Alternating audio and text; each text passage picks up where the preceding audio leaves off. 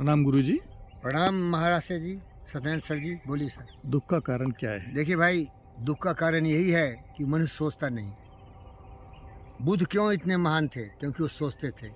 सोचने को ही हम बोलते हैं ध्यान लगाना, मेडिटेशन। मेडिटेशन का अर्थ भी लोग नहीं समझता है। मेडिटेशन क्या होता है? सोचने वाला व्यक्ति। जब हम सोचते हैं किसी गंभीर सवाल को, तो उसको हम बोलते हैं ध्यान लगा रहे हैं। क्या कर रहे हैं? ध्यान लगा इसे रहे हैं। अंग्रेजी में मेडिटेशन कहते हैं। तो जब बुद्ध देखा दुनिया जल रहा है, काम क्रोध मद लोभ मोह ईर्ष्या द्वेष नफरत नाराजगी की दीवार इतनी ऊंची हो गई है कि इंसानियत छुपा जा रहा है, गर्त में जा रहा है, पाताल में समाया जा रहा है, तो सोचा कि इसकी मुक्ति का मार्ग क्या है। घरघोर अज्ञान व्यक्ति है।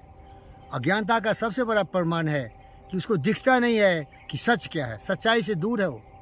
काम क्रोध मद लोभ मोह ईर्ष्या द्वेष नफरत नाराजगी को सही समझ के उसी के पीछे भाग जाता है। धन दौलत वैभव के पीछे भाग जाता है। भ्रष्टाचारी होता है, दुराचारी होता है, झूठ बोलता है, तरह तरह के पाप और पाखंड करते हैं, हिंसा करता है। उसका ज़िंदगी सोचता है कि बड़ा खुशहाल है, लेकिन उसका ज़िंदगी नरक हो जाता है। दुख का कारण यही है। जब हमास ने हमला किया था इजराइल पर, तो एक मेरा बहुत प्रिय दोस्त है, उसका नाम है डॉक्टर सत्यनारायण। वो हमें बड़ी प्यार से पूछा कि हमास वाले सोचे नहीं कि इजराइल में घुस के 500 लोगों को बंधक बनाएंगे, मारेंगे, तो वो क्या उस पर हमला नहीं करेगा? देखिए, वो व्यक्ति सोचने वाला है। वो हर शब्द सोच के बोलता है, हर काम सोच के करता है, और इसीलिए कभी असफल नहीं होता। क्योंकि उसका सोचना है कि जब मैं बोलता हूँ तो क्या किसी को दुख तो नहीं देगा, क्या ये झूठ तो नहीं है, क्या लोगों के हित में है ना, तो शांत रहता है व्यक्ति। समझदार व्यक्ति जो सत्यनारायण है, वो हमेशा बोलने के पहले थोड़ा सोच लेता है कि जो मैं बोल रहा हूँ क्या ज़रूरी है, क्या फालतू बात भी नहीं करता है। क्योंकि उसके जीवन में है साइलेंस एंड स्माइल। कभी कभी डुम्मी दिखता है, लेकिन बहुत सही करता है। वो चुपचाप सोचता रहता है, और बोलना पड़ा तो लगता है क्या ज़रूरी है, तभी बोलता है। और तभी बोलता है जब वो सच हो, और जब जनहित में हो, या किसी का उससे नुकसान नहीं हो, नहीं तो शांत रहना चाहिए। तो आपने सही कहा कि जो व्यक्ति पशु प्रवृत्ति वाला होता है, इंस्टिंक्टिवली काम करता है। क्या करता है? इंस्टिंक्ट जो मर्जी हुआ कर दिया। Yes. वो रोबोट होता है। उसका रीजनिंग नहीं होता, लॉजिक नहीं होता, उसको समझता नहीं कि वो क्या कर रहा है। इसीलिए व्यक्ति दुखी है। उसको बोलते हैं अज्ञानता का घनघोर अंधकार में छुपा हुआ है। अगर कोई भी पतंजलि योग सूत्र पढ़ ले, जो 8 लिम्स में चर्चा किया गया, जिसका कि मैं बहुत अध्ययन किया हूँ और सोचता हूँ कि मैं समझा हूँ उसको, यामा नियमा आसना प्राणायामा प्रत्याहारा धारणा ध्यान समाधि, तो ज़िंदगी से उसका नरक ही दूर हो जाएगा। क्योंकि दूसरों के साथ सही व्यवहार करेगा, कभी भी किसी का दिल नहीं दुखाएगा, झूठ नहीं बोलेगा, दूसरों की माताओं बहनाओं के साथ सेक्स नहीं करेगा, दूसरों के धन पर उसका लोभ नहीं जाएगा।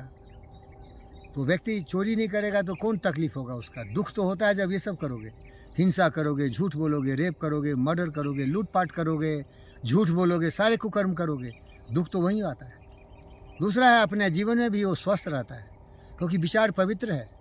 पवित्र विचार से तो पवित्र ही मिलेगा ना भाई। जैसा बोओगे वैसा मिलेगा।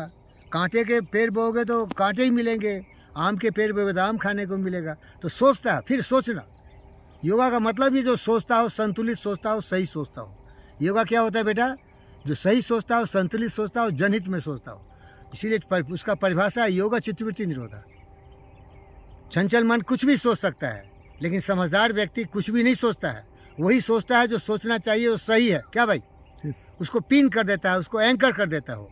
उसके दिमाग में ध्यान लगा के धारण करते करते उसका लकीर का फ़कीर बन जाता है। उसका बिहेव भी ऐसा हो जाता है, उसका आचरण भी ऐसा हो जाता है कि वो कभी भटक ही नहीं सकता। आदत पड़ जाती है उसकी। समझ रहे हैं क्या? Yes. तो दुख का कारण है कि वो डिरेल हो चुका है, पथ भ्रमित हो गया है। आप बहुत लोगों को देखा होगा, शुरू में वो कितना अच्छा था, गरीब था, धन की कमी थी, लेकिन समझदार इंसान था, देने की बात करता था। जब वो कुछ पैसा कमा लिया, कुछ तो मेहनत मजदूरी से कमाया, और कुछ लूटपाट करके कब्जा करके कमाया, तो वो लेने की बात करने लगा। देखो कैसे भटक गया।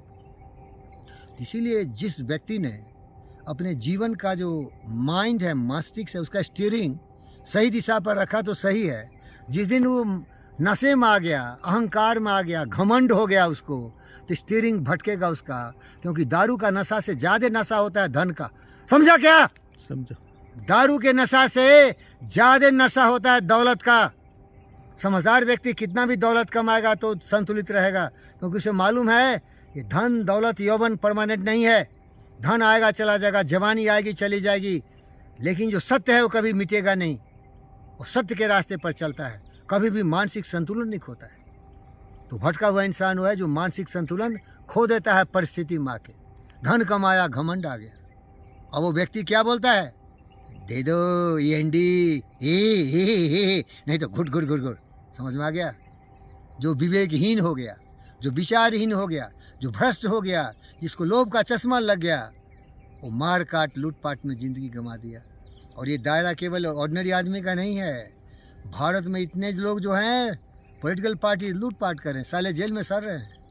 केजरीवाल हरामी की औलाद को देखो, सबसे बड़ा नटवरलाल चोर, खुल के बोलता हूँ। और ऐसे ही भर हुए हैं, कभी जाति के नाम पर, कभी धर्म के नाम पर, कभी क्षेत्र के नाम पर।